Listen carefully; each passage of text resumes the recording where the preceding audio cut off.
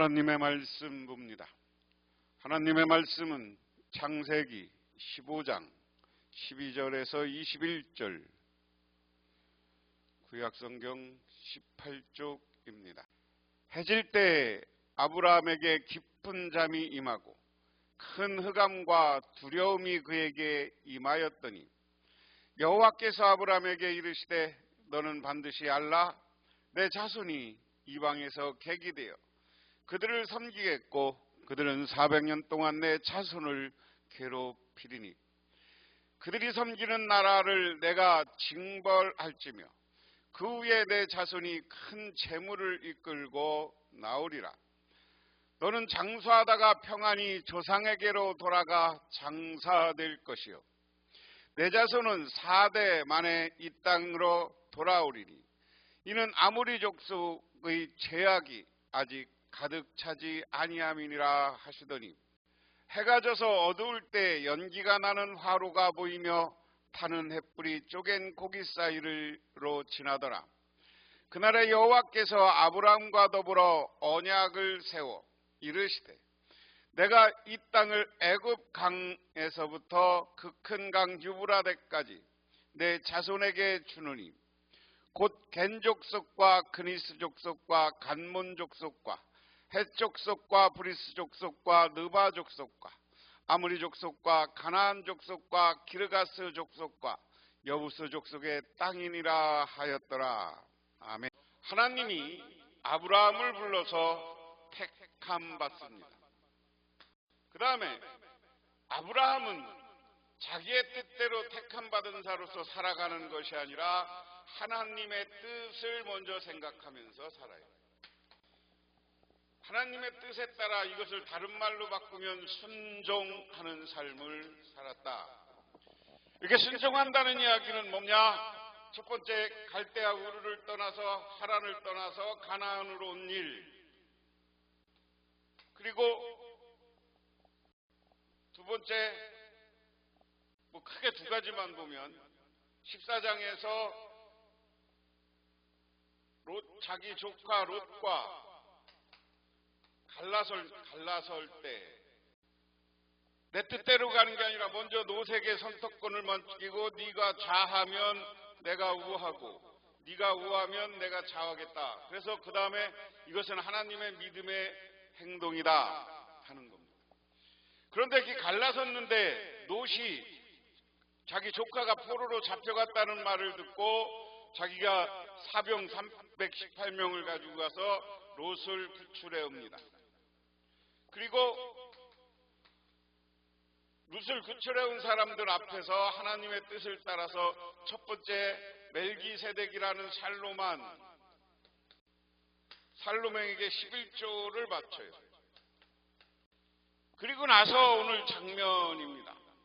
그런데 이렇게 되면서 이 아브라함은 어떻게 된 거예요? 거부가 됐어요. 그런데 어느 시점에 하나님이 너를 창세기 12장에서 부르시면서 민족의 조상, 여러 민족의 조상이 되겠다고 하는데 자기 씨에서 태어난 아기가 없어. 자기를 통해서 난 아기가 없으니까 오늘은 그거에 대해서 하나님 앞에 묻는 이야기입니다. 그러면 에베네셀이라는 자기 집에서 일하는 사람이 내 상속자가 됩니까? 하고 물어요. 그랬을 때 하나님이 나타나서 아니 내가 너의 씨에서 내가 너를 구원할 것이고 민족을 이루고 내 자손이 그와 같이 될 것이다. 그러면서 5절에 그들이 그를 이끌고 밖으로 나가 하늘을 우러러 무뼈를 셀 수 있나 보자. 또 내가 그에게 이르되 내 자손이 이와 같으리라. 그러면서 너의 씨를 통하여서 상속자를 만들어 줄 것이다. 내 몸에서 날짜가 상속자가 될 것이다 하는 이야기예요. 그리고 나서 하나님은 그럼 증거로 뭐냐? 오늘 앞부분에 15장 앞부분에 그럼 제물을 드리고 제사를 지내라. 그리고 제물을 드리고 제사를 지내는 이야기가 오늘 11장입니다. 그 다음에 오늘 12절부터 그 다음 이야기예요. 그래서 보면 해가 질 무렵 그리고 우리 성경에 해질 때 뭐 이렇게 그러는데 해가 질 무렵에 아브라함이 깊이 잠든 가운데 깊은 어둠과 공포가 그를 짓눌렀다. 주님께서 아브라함에게 말씀하셨다. 너는 똑똑히 알고 있거라.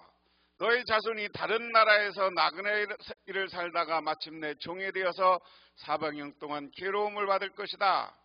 그러나 너희 자손을 종살이하게 한 그 나라를 내가 반드시 벌할 것이며 그 다음에 너의 자손이 재물을 많이 가지고 올 것이다. 오늘 12절에는 시간을 알려주는 표현으로 시작합니다. 해질 무렵이라는 겁니다. 그래서 언약의 체결 시점을 반복해서 강조하는데 밖으로 나와서 뭇별을 보라고 그랬어요. 그래서 별을 보고 너희 후손들을 저 별처럼 많게 해주겠다. 그러면서 하나님은 아브라함에게 반드시 알라라는 말을 반복합니다. 이 말로 이야기하면서 오늘 13절 14절에는 쉽게 얘기하면 이스라엘 자기의 후손들이 요셉 시대 이후 400년간 애굽에 종살이하는 것을 이야기하고 있는 거예요. 그래서 객으로 가서 400년 동안 괴롭힘을 당할 것이다.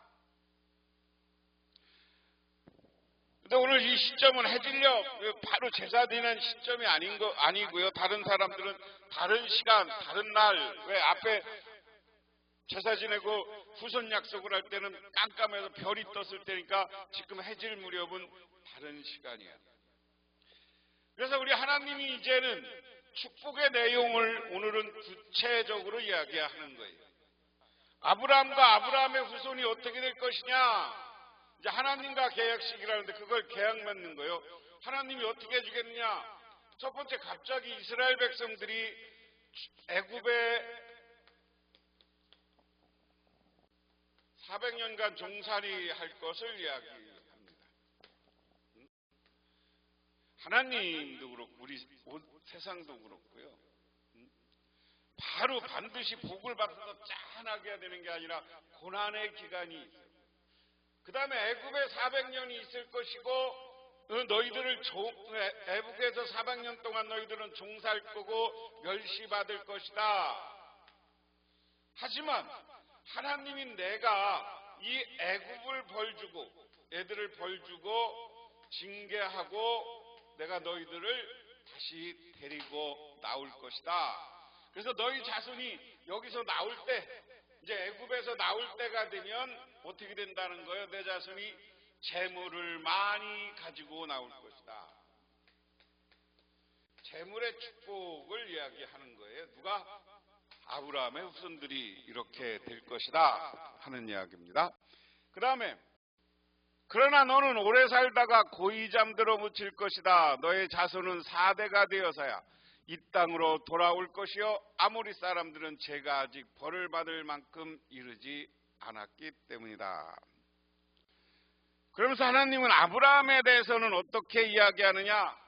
너희가 400년 종살이 할 것이고 아브라함에 대해서는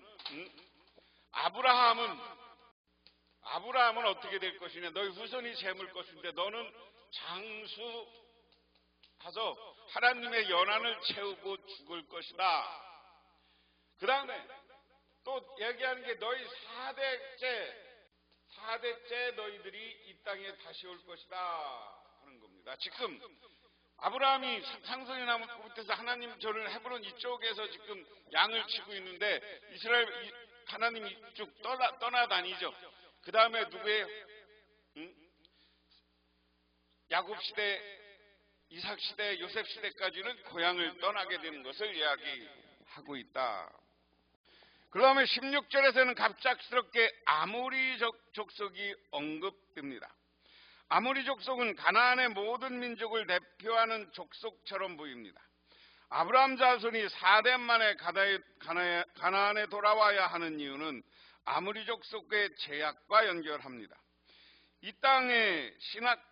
이는 땅의 신학과 연관됩니다. 하나님은 가나안 족속을 아무 이유 없이 그 땅에서 쫓아내지는 않습니다. 그들의 행위가 더러워졌고 그로 인해 땅이 더러워졌기 때문에 그 땅이 스스로 가나안 민족을 토해내는 것이다. 하나님의 계획은 정해진 시기가 있음을 알 수 있습니다. 아브라함은 그의 후손의 그 시기를 기다려야 한다.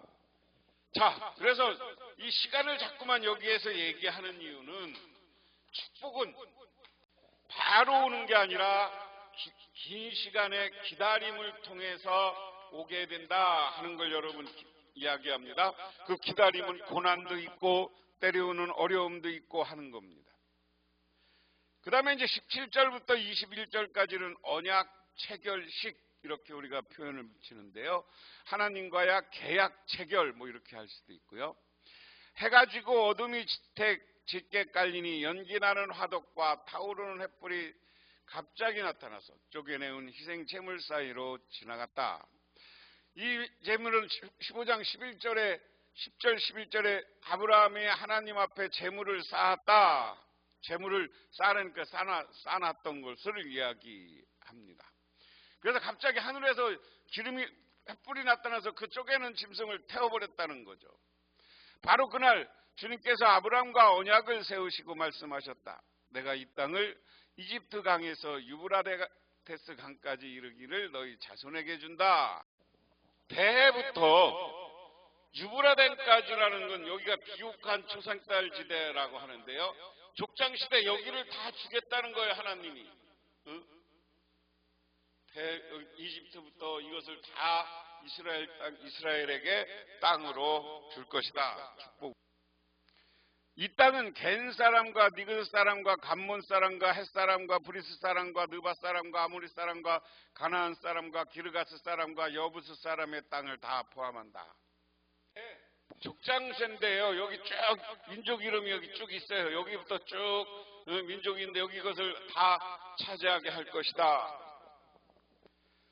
하나님은 이스라엘 백성들을 부르고 아브라함에게 너는 내가 낳은 씨에서 내 후손 가운데서 네가 어떻게 한다는 거예요?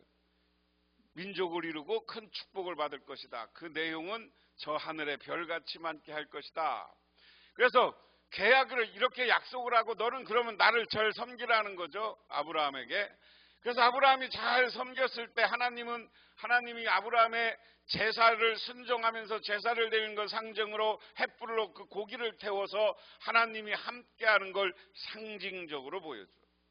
그리고 나서 다시 한번 너에게는 전에는 앞에는 사람, 민족을 이룰 거에 대한 약속이었다면 그 다음은 땅에 대한 약속을 하고 있습니다. 땅을 이 전체를 해지는 데부터 해 뜨는 데까지 해지는 데부터 해 뜨는 데까지 너에게 땅을 주겠다 그 얘기죠.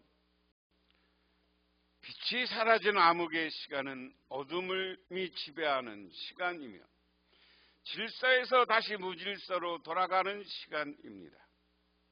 이 시간은 모든 사람이 두려워하는 시간이며 아브라함도 마찬가지였습니다. 아브라함은 게다가 깊은 잠에 빠졌기 때문에 어떠한 대처도 할 수 없는 상태였습니다. 이러한 상황에 하나님은 나타나셔서 아브라함에게 약속을 주셨습니다. 이것은 1절에 하나님이 아브라함에게 두려워하지 말라고 한 말씀이며 약속을 주신 것의 연속입니다. 하나님의 약속은 오히려 아브라함이 두려움에 사로잡혀 있을 때 임했으며 신앙과 회의의 경계에서 아브라함을 신앙으로 이끌었습니다. 그런 점에서 신앙을 견고하게 하는 주체는 하나님이심을 깨닫게 됩니다. 하나님은 아브라함에게 반드시 하라고 말씀하시는데 그 내용은 그의 후손이 이방에서 객이되는 것, 400년 동안 괴롭힘을 당하는 것, 그리고 그곳에서 나오는 것입니다. 그런데 이것을 알아야 하는 대상은 아브라함보다 오히려 그 후손과 그를 따르는 신앙의 후손입니다. 아브라함의 자손은 애굽에 머물기를 기뻐하지 말고 그곳에서 떠날 준비를 해야 하며 성도는 세상의 기쁨에 머무는 것이 아니라 하나님의 부르심에 따라 순종하는 것이다. 그러므로 본문은 하나님의 때가 있음을 묘사하고 하나님은 아브라함에게 중후의 때를 말씀하시고 그때가 언제인지 모르지만 하나님 보시기에는 선한 시점에 그때가 이를 것이라고 이야기합니다. 아브라함은 가나안에 살고 있지만 여전히 정착 못하는 객으로 살고 있습니다. 하나님 인도할 때까지 차지하나 아브라함의 삶은 고난의 연속이었습니다. 그의 후손이 가나안 땅에 정착하기 위해서는 이방에 내려간 지 400년을 기다려야 합니다. 아브라함 자손은 약속의 땅에 돌아오기까지 그 오랜 세월을 기다려야 했습니다. 우리는 우리 시대에 주어진 말씀을 가지고 살아가며 그 신앙을 이어가야 합니다. 다시 말해서 오늘 하나님은 다시 한번 아브라함과 축복의 약속을 하십니다. 그리고 오늘 이야기는 축복의 계약식과도 같은 장면이에요. 아브라함이 재물을 쌓아놓은 걸, 재물을 잘 잡아서 펼쳐놓은 걸, 그것을 하나님의 빛으로 횃불 같은 것으로 태워서 하나님이 함께 해줌을 보여주시고, 그리고 너가 어떤 민족을 이룰 것인가를 오늘 말씀을 통해서 보여줍니다. 근데 그 금방 되는 게 아니라 400년 후 이 땅을 너의 후손이 차지할 것이다. 그러면 우리가 바라고 원하는 것, 소망하는 것이 바로 이루어지지 않아도 기다리며 하나님의 때를 기다리는 저와 여러분이 되시고, 하나님은 오늘도 우리를 택했으면 이 땅에서 큰 축복을 내려주실 것임을 믿으시기 바랍니다. 기도하겠습니다. 하나님 고맙습니다. 부족하지만 저희들과 약속을 하시고 저희들에게 은혜 내려주시고 저희들에게 축복을 내려 주옵소서. 그로 인하여서 우리는 주님을 믿고 따르고 순종하는 삶을 살게 하옵소서. 예수님 이름 받들어 기도드리옵나이다. 아멘.